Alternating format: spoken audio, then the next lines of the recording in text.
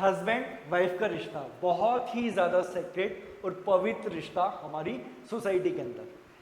यहाँ पर वैसे तो कहने को दो अलग अलग इंडिविजुअल है, लेकिन इनको काउंट किया जाता है एक यूनिट की तरह। ये माना जाता है कि हस्बैंड और वाइफ एक ही यूनिट है।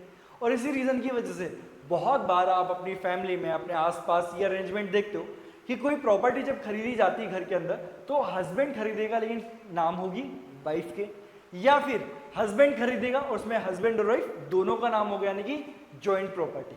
और जब तक देखो चीजें सही सलामत चल रही है तब तक तो सिंपल सा रूल है, जो तेरा है वो मेरा है, जो मेरा है वो तेरा है, सब कुछ हंसी खुशी चल रहा है। दिक्कत का बात ये जब डिस्प्यूट बढ़ने लगे, हस्बैंड वाइफ के आपस में ना बने, और आज के टाइम में ये बहुत ही ज्यादा कॉमन है। हम सभी को पता है कि डाइवोर्स केसेस बहुत ज्यादा बढ़ रहे हैं, फैमिली डिस्प्यूट बहुत ज्यादा बढ़ रहे हैं। फिर चीजें निकल के आती है कि जो तेरा है वो मेरा है और जो मेरा है वो भी मेरा है। अब यहाँ पे दिक्कत आती है कि अगर कोई प्रॉपर्टी है जो खरीदी है हस्बैंड ने अपने पैसे से, लेकिन नाम है वाइफ के, तो ऐसी सिचुएशन में वो प्रॉपर्टी किसको मिलेगी? या फिर वो जो प्रॉपर्टी है हस्बैंड और वाइफ दोनों के नाम पर है, लेकिन पैसा दिया था उसकी परचेस का सिर्फ और सिर्फ हस्बैंड ने, तो हस्बैंड बोलेगा कि अब ये प्रॉपर्टी पूरे मेरे पास आनी चाहिए, वाइफ बोलेगी कि 50-50 होनी चाहिए।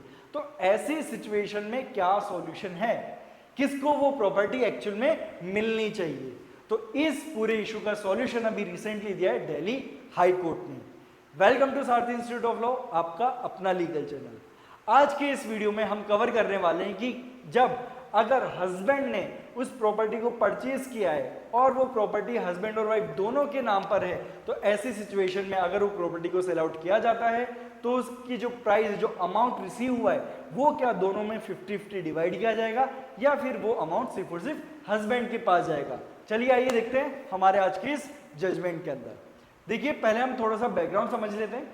यहाँ पर जो मैरिड कपल है उनकी शादी हुई थी 1999 के अंदर, और वो सेपरेटली रहने लग गए थे 2006 के अंदर, जब हस्बैंड ने डाइवोर्स पिटीशन फाइल की। और यहाँ पे वाइफ ने क्या मांगा? इंटरिम मेंटेनेंस एंड जो उनकी जॉइंट प्रॉपर्टी है उसके अंदर उन्होंने राइट भी मांग लिया। अब क्या है, उनकी एक प्रॉपर्टी जो मुंबई में जो फ्लैट है, अब ध्यान देने वाली बात है कि फ्लैट क्या है, जॉइंटली ओन्ड है। अब क्या हुआ, इस प्रॉपर्टी को बैंक ने सेल आउट कर दिया। अब ऐसी सिचुएशन में क्या हुआ कि बैंक ने सेल आउट करके 1.9 करोड़ रुपीस बैंक में डिपॉजिट कर दिया, और वो जो बैंक अकाउंट था वो भी एक जॉइंट अकाउंट था हस्बैंड और वाइफ का। अब ये करने के बाद क्या हुआ, जो फैमिली कोर्ट है, क्योंकि इनकी डाइवोर्स पिटीशन चल रही है, ठीक है, फैमिली कोर्ट ने क्या किया कि वो जो मनी है वो किसको मिलना चाहिए? हस्बैंड को मिलना चाहिए। यानी कि उन्होंने क्या बोला कि देखिए ये जो जॉइंट प्रॉपर्टी है खरीदी है हस्बैंड ने, चाहे वो प्रॉपर्टी हस्बैंड और वाइफ दोनों के नाम पे, लेकिन खरीदी किसने? हस्बैंड ने दी है। पूरा पैसा किसने दिया है? हस्बैंड ने दिया है। तो यानी कि इस पे हक किसका है? हस्बैंड का। यानी कि 1.9 करोड़ रुपीस किसको मिलने चाहिए? हस्बैंड को मिलने चाहिए। अब इस ऑर्डर से एग्रीड होने के बाद वाइफ ने क्या किया, इसके अगेंस्ट में अपील की दिल्ली हाई कोर्ट के अंदर। अब दिल्ली हाई कोर्ट के सामने क्वेश्चन राइज हुआ, जो इंपॉर्टेंट क्वेश्चन था, can a husband claim exclusive ownership of a joint own property just because he paid the purchase money और ईएमआईज? यानी कि जस्ट बिकॉज हस्बैंड ने पूरी ईएमआईज पे की है या फिर पूरा अमाउंट हस्बैंड ने पे किया है, तो क्या ऐसी सिचुएशन में जो जॉइंट प्रॉपर्टी उस पर भी हस्बैंड का हक हो जाएगा, या फिर उस प्रॉपर्टी के ऊपर अभी भी हस्बैंड और वाइफ दोनों का हक है? तो यहाँ पे दिल्ली हाई कोर्ट ने क्या बोला, दिल्ली हाई कोर्ट के अंदर ये जो जजमेंट है डिवीजन बेंच का जजमेंट है, इस बेंच के अंदर justice Anil and justice Harish उन्होंने ये जजमेंट दिया। उन्होंने क्या बोला ये देखते हैं। उन्होंने सबसे पहले तो बोला कि हस्बैंड ने जो क्लेम किया ना, ये वॉयलेशन है, violation of section 4 of the बेनामी ट्रांजेक्शन एक्ट। अब सेक्शन 4 ऑफ बेनामी ट्रांजेक्शन एक्ट क्या बोलता है? वो सिंपल से एक बात बोलता है, अगर कोई भी प्रॉपर्टी बेनामी प्रॉपर्टी है तो ऐसी सिचुएशन में जो इंडिविजुअल जिसने वो प्रॉपर्टी एक्चुअल में परचेज की थी, वो उस प्रॉपर्टी के ऊपर exclusive ownership, exclusive right claim नहीं कर सकता है। यानी कि चाहे पैसा किसी ने भी दिया हो, लेकिन प्रॉपर्टी जिसके नाम पर है अब उसका भी उसके ऊपर राइट है, जिसने अमाउंट पे किया वो एक्सक्लूसिव राइट क्लेम नहीं कर सकता उस प्रॉपर्टी के ऊपर। पहला पॉइंट उन्होंने ये बोला।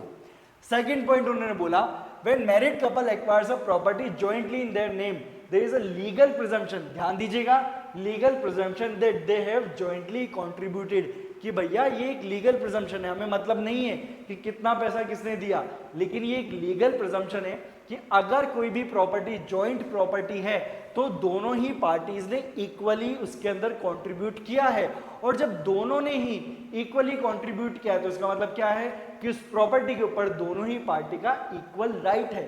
तो अगर आपने प्रॉपर्टी सेल आउट की है, उसे जो पैसा आया है उसके ऊपर हस्बैंड एंड वाइफ दोनों का इक्वल हक है, और ऐसी सिचुएशन में जो 1.9 करोड़ रुपीस जो रिसीव किए गए उसको 50-50 के रेशो में दोनों पार्टीज में इक्वली डिवाइड कर दिया जाएगा। तो इस तरीके से दिल्ली हाई कोर्ट ने क्लेरिफाई कर दिया है कि अगर आप प्रॉपर्टी परचेज करते हो, आप हस्बैंड हो और आप वाइफ के नाम पे अगर वो प्रॉपर्टी परचेज कर रहे हो एज ए जॉइंट ओनरशिप, तो फिर अब क्या होने वाला है, फ्यूचर में अगर कोई डिस्प्यूट होगा तो आप ये क्लेम नहीं कर सकते हो कि यहाँ पे पूरा अमाउंट मैंने दिया था, नहीं, यहाँ पे आपने जॉइंट ओनरशिप की बात आ गई है, बेनामी ट्रांजैक्शन हो गया है, तो अब आप इसके ऊपर एक्सक्लूसिव ओनरशिप क्लेम नहीं कर सकते हो। अब आपको वो प्रॉपर्टी शेयर करनी पड़ेगी, यानी कि आपको प्रॉपर्टी खरीदते हुए ध्यान रखना होगा, आपको भरोसा होना चाहिए अपनी वाइफ के ऊपर, अपनी पार्टनर के ऊपर, कि वो फ्यूचर में ऐसा कोई भी कदम ना उठाएं जिसकी वजह से आप इस सिचुएशन में फंसे और आपको अपनी प्रॉपर्टी से हाथ धोना पड़े। तो आपको क्या लगता है, हाई कोर्ट का जो जजमेंट है, क्या ये एक सही जजमेंट है?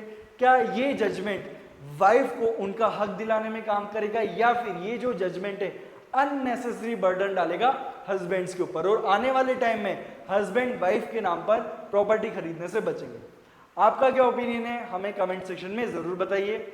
आज की वीडियो में इतना ही, अब मिलते हैं एक नए वीडियो में एक नए टॉपिक के साथ, तब तक के लिए गुड बाय।